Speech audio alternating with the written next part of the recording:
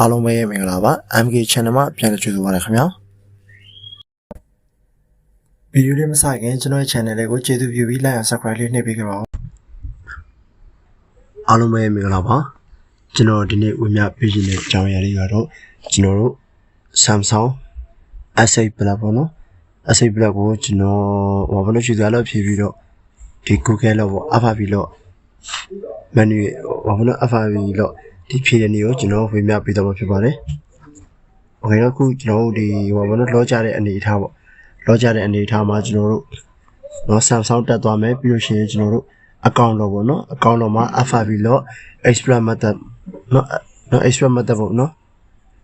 ဟိုတော့ express method နှိပ်မယ်ပြီးရင်2ကြောနှိပ်မယ်ပြီးရင်ကျွန်တော်တို့ဖုန်းကို emergency call ဝင်မယ်ပြီးလို့ရှိရင် emergency call ကနေ*0*** ပေါ့နော်အဲ့ကောင်လို့ရှိရင်ကျွန်တော်ဒီလိုမျိုးနော် emergency call ထဲမှာဒီလိုမျိုးပေါ်လာပြအဲ့ကြရင်ကြိုးချက်လောက်ထိုးလိုက်ပါโอเคနော်ခဏထိုးလိုက်ခဏနေကျွန်တော်ဒီမှာဒီပေါ်လာရင်ဗာပြီးလို့နောက်တစ်ချိန်ကျွန်တော်ထပ်လုပ်ကြည့်မယ်နော်2ကြောနှိပ်မယ်ဟိုတော့2ကြောနှိပ်လိုက်မယ်โอเคနော်နောက်တစ်ချိန်မှာကျွန်တော်တို့ driver တီးပါပြီပြီးရင် device တီးပါပြီဗျခဏဆောင်ကြည့်လိုက်မယ်နော်โอเคနော် ATP တူတော့အလုပ်လုပ်ပါမယ်ခုကျွန်တော်လုပ်ပြတာ Samsung S8 Plus ပါကျော် manual နီးနဲ့ဟိုပေါ့အချိန်ကြာလိုက်ပါဖြစ်လို့ရှိရင်ဒူးတွေနဲ့ချက်တော့စမ်းကြည့်ဖို့အကြံပေးကြပါလေโอเคနော်ကျွန်တော် reboot ကြာပါပြီ reboot မှာโอเคပြန်တက်လာပါ Galaxy S8 Plus နော်ဒီနီးလမ်းပို့ပြီးတော့လွယ်ကူပါခင်ဗျခုကျွန်တော်လုပ်ပြပြတာတော့ no mobile C2 MS Studio ကျွန်တော်ပြပြရပါ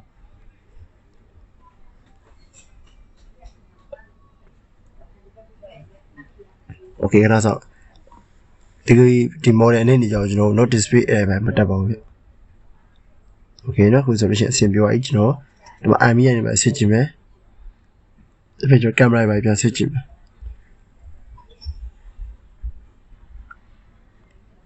โอเคနော် camera ပဲလေးရတယ်โอเคနော်ကျွန်တော်လုပ်တာကတော့နော် Samsung တက်ထဲသွားမယ်ပြီးလို့ရှိရင်နော်အန်လို့နေရာမှာကျွန်တော် FRB လို့နော် express method ဒီ camera ပဲဆန်းကြည့်လိုက်မယ်နော်โอเค camera လေးရပါတယ်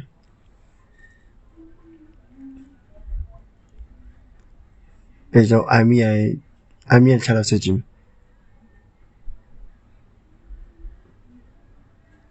โอเค IMEI နဲ့မှန်တယ်နော်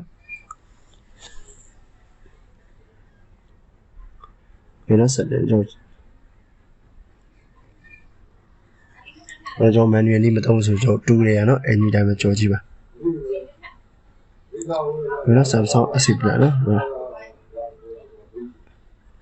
လွယ်ပါဗျဒါကြတော့ခုကျွန်တော်သတိထားမှာအဲ့လောက်ကြတဲ့အနေထားမှာ emergency call ဝင်ပြီးတော့ *0 လေးပြပါနော်အကယ် USB allow ပေါ်လို့ချင်း USB allow နှိပ်ပြီးတော့သူက2 watt လောက်ပါလိမ့်မယ်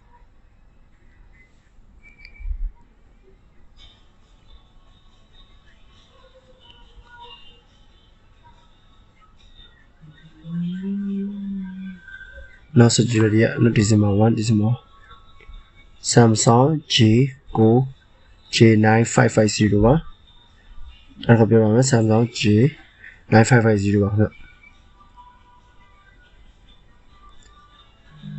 အားလုံးပဲကျေးဇူးတင်ပါတယ်နော်ကျွန်တော်ဒီနေ့မြင်ပြတဲ့အကြောင်းအရာလူချင်းမျိုးတွေအသုံးဝင်လဲဆိုကျွန်တော် channel လေးကို like and subscribe ပြုလို့ပါကျွန်တော်တောင်းဆိုပါတယ်အားလုံးကိုကျေးဇူးတင်ပါတယ်နောက်ထပ်လာမယ့်ဗီဒီယိုတွေမှာလည်းကျွန်တော်ဘုန်းကြီးတို့ရှိမဲ့ဟာတွေပဲကျွန်တော်ဝေမျှပေးသွားမှာဖြစ်ပါတယ်အားလုံးကိုကျေးဇူးတင်ပါတယ်